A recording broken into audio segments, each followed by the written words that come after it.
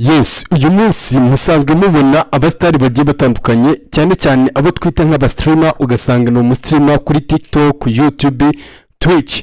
Uyu munsi ngiye kukwereka amahirwe abanyarwanda bafite, twebwe hano dufite mu gihugu cy'u Rwanda ndetse n'undi muntu w'umunyamahanga uri mu Rwanda, cyane cyane ku muntu ushaka gukoresha izi mbuga za Twitch, YouTube na TikTok. Ndaza kuba naguhereza ibanga n'uburyo ushobora kumenyereza YouTube yawe audience ikazamuka, nicyo bita algorithm. Ese ubundi biba bimeze gute? Ikintu wamenya mbere yuko wakinjira muri ibi bintu, aba viewers ntabwo bangana, nta nubwo bahemba kimwe. Urugero, aba viewers igihumbi bo muri Amerika nabo mu Rwanda ntabwo amafaranga yababangana. Iyo ufite video yarebwe n'aba viewers igihumbi bo mu Rwanda, bashobora kuba bakubarira hagati y'amadolari idolari rimwe n'ibice 50 kugeza ku madolari 3. Igihe umuntu wo muri Amerika abana igihumbi ubusanga ari nko guhera ku madolari 2 kugeza ku madolari 6. Urumva ko abantu bo muri Amerika ari bo bantu batanga amafaranga menshi. Iyo ufite YouTube channel ifite audience yo muri Amerika, aho ngaho uburi gufata amafaranga menshi. Noneho abanyarwanda n'abarundi ntabwo views igihumbi z'abanyarwanda zingana n'iz'abarundi. Abanyarwanda bari imbere, nabwo nabonye bigenda biterwa n'iterambere igihugu kiba kigezeho, imikoraniro n'ibihugu mpuzamahanga, bikajyana n'ikintu bita technology. Mu Rwanda hari technology nyinshi kurusha ni Burundi ndetse no mu bindi bihugu bya Afrika, nko muri Kenya bari hejuru y'u Rwanda, u Rwanda narwo rukaba hejuru ya Tanzania, Kenya nayo South Africa ikabiri hejuru. Igihugu nabwo kiri hejuru ya South Africa ni Misiri. Gusa inama nakugira nk'umunyarwanda, ushobora kuba ugira amasoni wenda ukunda ibintu bya YouTube cyangwa kuba wakorera amafaranga online, ndaza kuguhereza ibanga ushobora kuba wakoresha ukaba wakorera amafaranga online, isura yawe itagaragara n'ijwi ryawe ritagaragara. Aho ngaho ni ku buryo bwitwa AI, cyo bita artificial intelligence. Ugasanga iyo audience yo muri Amerika urayikabye, niyo audience yo muri Europe urayikabye, ugasanga audience yo mu Rwanda ntayo ufite. Ibikorwa byawe byose ubikorera mu Rwanda, ni hano muri Afrika, ariko ibyo bikorwa byawe biri kurebwa n'abantu bo muri Amerika, mu Bwongereza, za Canada.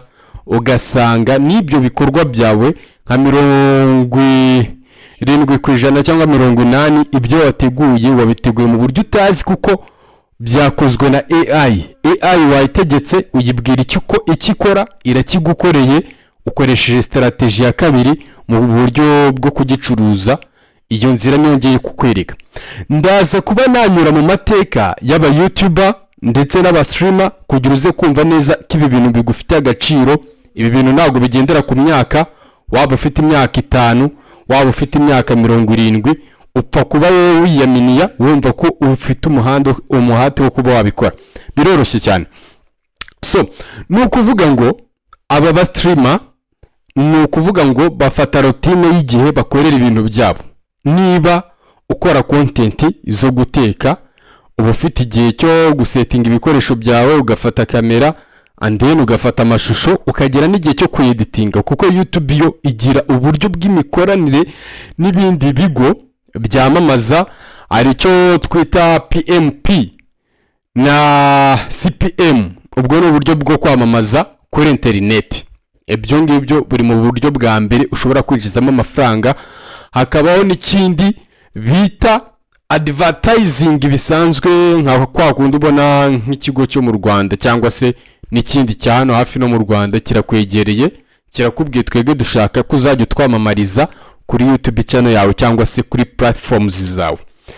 Ndaza kuba nababwira na platforms zishobora kuba zihemba neza kandi bikaba byakorohera umuntu wa hano muri Afrika, si n'umunyarwanda gusa. Urugero nka Twitch iroroshye. Ndaza kukwereka strategies za Twitch zo kugira ifateho.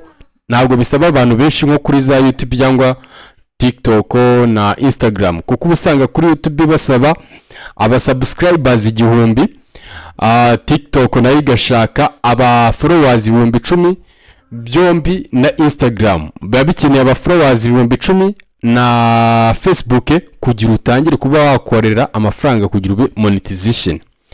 Ariko Twitch aho itandukaniye n'izi platforms zindi. Twitch usabwa abantu 50 ukaba waragiye live byonyine inshuro 7 mu kwezi kandi iminsi igiye itandukanye. Urumva rero ko babyoroshye. Twitch kugira ube monetization ukeneye abantu 50, ukaba ukeneye amasaha 500 abantu 50 buri kugiye live ukazajya urebwa n'abantu 3. Urumva ko byoroshye. Kandi Twitch yo ahantu itangira guhembera umuntu no ku bintu bijyanye na advertising, icyo bita ads, hakabaho n'icyo bita gifts. Izo ngizo nizo zihemba umuntu ukoresha Twitch wabigize by'umwuga, ntabwo ari views ahubwo ni ads, bitewe n'igihe wagiriye live uri gustreaminga ho na amafaranga akorerwa ko kanya uba uri kurebwa cyangwa uba utari kurebwa. Izo ads iyo zikuza zikagera kuri stream yawe, aho biba byoroshye utangira kuba wakorera amafaranga mu buryo bworoshye.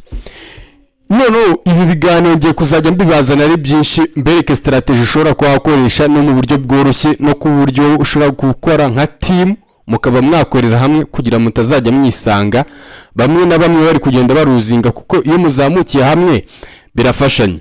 Mukazajya mugira n'iminsi mutegura, wenda tuvuge nk'urugero uri muri group y'abantu 20 buri kugiye live ugomba kujyaho iminota 15.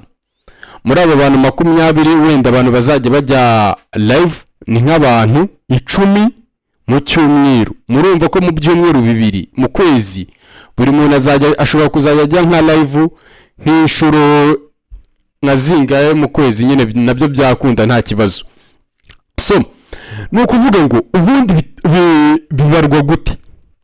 Ndahera kuri Twitch, tujye kuri TikTok, tujye no kuri Facebook na za YouTube zose ndibuze kuba nazinyuramo. Uyu munsi hari abantu bayoboye urutonde rw'abantu bakorera amafaranga menshi, ari uwo mubona uyu hagati bamwita Mr Beast, hagakurikiraho uwo bita iShowSpeed. Abo ngabo ubundi nibo bayoboye ikintu bita YouTube muri aka kanya mu mwaka wa 2026. Tukajya ku ruhande rw'ibumoso hari uwo bita Kai Cenat, nawe ni umunyamerika. Ubusanga imibare yiwe we iri muri Amerika, cyane cyane imitima y'abantu bo muri Amerika, audience yiwe niherereye. Igihe iShowSpeed aba ari isi yose na Mr Beast, ariko Mr Beast ntabwo afite igikundiro cyangwa se ntabwo afite audience nyinshi muri Afrika.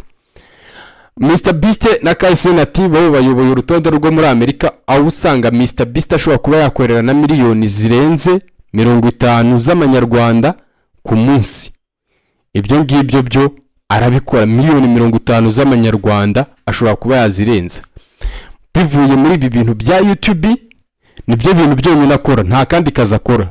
Akora ibintu bya YouTube, nabo bose bakora ibintu bya live streaming ku ma platforms agiye atandukanye, urugero Facebook, Twitch, TikTok na YouTube ndetse n'izindi platform.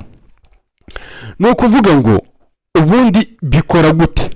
Ubusanga uyu Mr Beast ajya gutangira ibi bintu yabitangiye akiri mutoya, wafite intumbero, atangira no kubikoresho bikeya gusa. Uko uyu munsi watangiye ukabona abantu 5, ejo bariyongera, ejo bakiyongera, none n'iki gituma ujya hejuru y'abandi bose uba warasanze muri ibyo bintu? Ni icyo twita strategy. Strategy ni uburyo ukoramo ibintu byawe ukagira umwihariko wawe, ukagira na strategy yawe bihereza uburyo bazabifatamo n'uburyo bizajya bihora bibakurura bya bintu. Ubusanga ari cyo ubundi buri muntu wese winjiye mu kintu abe na business n'ibyo bintu agenderaho. None ushobora gusanga nk'uyu Mr Beast yakoze video wenda imara iminota 30 cyangwa 40, arayaprodinze mu masaha 15, irabifite nka miliyoni 30 za views. Nababwiye ko views 1000 zibarirwa hagati y'amadolari 3 n'amadolari 6 ku muntu wo muri Amerika. Ubwo n'abantu bo muri Amerika wibuka neza ko aba ari abanyamerika. nawe urahita ufata nk'ibihumbi cyangwa se miliyoni, muri izo miliyoni 30 zaraye zirebye video ye, ufate nka miliyoni 20 tuzibare nka audience yo muri Amerika, urahita wumva amafaranga yarayakoreye. Hakaba bo bita ba iShowSpeed. iShowSpeed ubusanga content ziwe n'ubundi ari live streaming yo aho yungukira cyane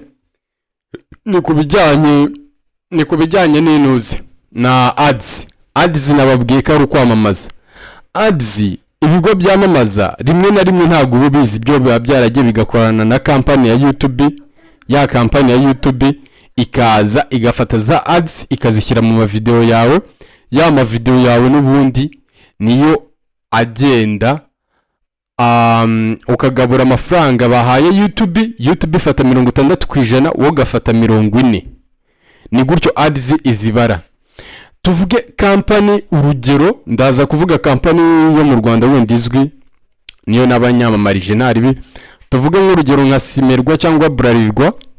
Izo kampani zagiye kwamamaza kuri YouTube headquarter. YouTube headquarter izafata za video bayishyire yamamaza, igende zishyira muri za video za bafatanya-bikorwa ba YouTube. Gutyo nawe ufunguye YouTube channel ubaye umufatanya-bikorwa wa YouTube, kuko aho wungukira ni mu bikorwa YouTube iba yacururije muri ayo mavideo yawe, arizo advertising. Turatu video two kugenda bamamaza. Gusa mu Rwanda YouTube wo mu Rwanda afata amafaranga make bitewe nuko ads mu Rwanda barazihagaritse. Mu Rwanda nta ads zikibaho, ndetse no muri Afrika n'ibihugu bike usanga bifite ads, ibyinshi nta ads bifite. Nka Nigeria ifite ads, South Africa ifite ads, Egypt ifite ads, Algeria ifite ads. Mbega ni ibihugu bikeya biba bifite ads kwa kundi ushobora kuba akenshi buzagenda mubibona nko ku ma application cyangwa izindi website. Waba ugiye kureba nka video ukabona haje nk'aka video kamamaza video utashakaga ukakavanamo, ugasanga rimwe na rimwe ni video idafite naho ihuriye n'ibyo washakaga kureba, ariko ibyo bintu ukaba wemerewe kubivanamo ugakomeza video yawe warebaga. Kiragiye baba bari kwamamaza zirabazita ads. None zira ads iyo bagenda bazizana muri live streaming yawe, amafaranga kampani iba yarishyuye YouTube wowe igenda iguhaho 40% buri ko ads inyuze muri ya video yawe. Ugasanga cyane mwaje munabona aba content creator bagenda basaba ko ads bazigarura mu Rwanda. Ushobora gusanga ads bazigaruye niba nari mfite video imara iminota 50 ikaba yarebwe n'abantu bo mu Rwanda, kuko ads zaje akaba ari abantu 50,000 bayirebye. Niba ntabonaga ads, kandi ads abari nyinshi tazajyana n'inkeya, ads zirusha views mu guhemba. Views nta amafaranga zigera mu Rwanda. Amafaranga umuntu wese ukoresha YouTube ahembwa amafaranga ya views, ads zo ntazo abonaho. Kandi audience yo mu Rwanda niyo akenshi n'ubundi tuba dukoresha cyane, ariko ugasanga nuba ufite audience yo muri Amerika twatu ads twaje netwo dufaranga uzajya ubona nyine abantu bari kugenda bafataho YouTube nyine iri guhemba amafaranga meza. Byatewe na wa muntu w'umunyarwanda uba hanze cyangwa se n'ahandi hose, bitewe naho yarebeye video yawe, kuko igihugu arimo ads ziremewe, zirakorwa, zirakoreshwa. Wowe video yawe ikagira iyo opportunity. Tuvuga urugero, niba ufite abanyarwanda 500,000 baba muri Amerika bahora bakureba buri munsi, umeze nk'umunyamerika uba muri Amerika umu YouTuber ufite 500,000 bimureba buri munsi, urumva ko mu gukora amafaranga muzanganya, kuko mwebwe video zanyu ziri gutrendinga cyane. Hari ads, kandi ads ntago zigendera ku rurimi rwa video, no. Ads za video nta kintu zishingiraho. YouTube yo biterwa n'amategeko icyo gihugu bigaterwa n'amategeko ya YouTube ndetse n'icyo gihugu, izo ads zikazajya zigera muri icyo gihugu. Ariko mu Rwanda bitewe n'ukuntu bimeze ntago byemewe. Ahangaha uhita ubona ko buri muntu wese ari ibintu byoroshye ashobora kuba yakora, ariko ntago aba ari ibintu byoroshye. kugira utangire ikintu ugikora ukwezi kumwe ubone ntago kirarya, ugikora amezi abiri ubone ntago kirarya, unagikomeze, ni ibintu bitaba byoroshye. Kugira mbikwereke, uzasanga abantu benshi batangiye YouTube bakuzuza ibisabwa bakabura ikintu bita watch time. Watch time ni iki? Watch time kugira utangire kuba waba monetization, uba ukeneye aba subscribers 1000, ukeneye amasaha 4000, ukeneye n'icyo bita wenda warashyizeho na video 3 kugira wuzuze ibyo bintu. Warashyizeho video imwe warujije ibyo bintu byose, ntabwo ushobora kuba waba monetization. So umuntu wifuza kuba yamenya strategy ashobora kuba yakoresha ashaka kuba yagira ikintu cyangwa se cy'umusaruro avana kuri izi platforms, ni ibintu byoroshye cyane.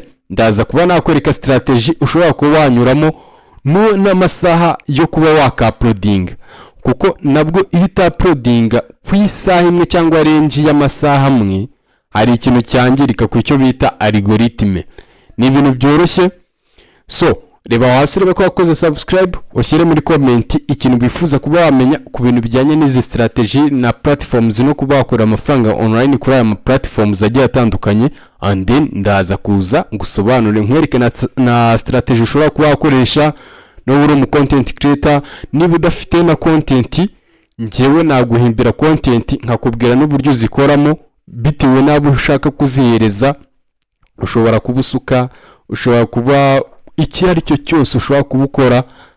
Isi ihujwe na internet, kandi ushobora kuba nakwereka n'uburyo video yawe ishobora kuba iri mu Kinyarwanda ikaza guhinduka mu Cyongereza kugira na ya audience yo hirya no hino ubashe kuba wayifata ukayikaba. So reba hasi urebe ko wakoze subscribe. Ciao subire 5 kuri 5. Bow. It's your boy Kelvis bro.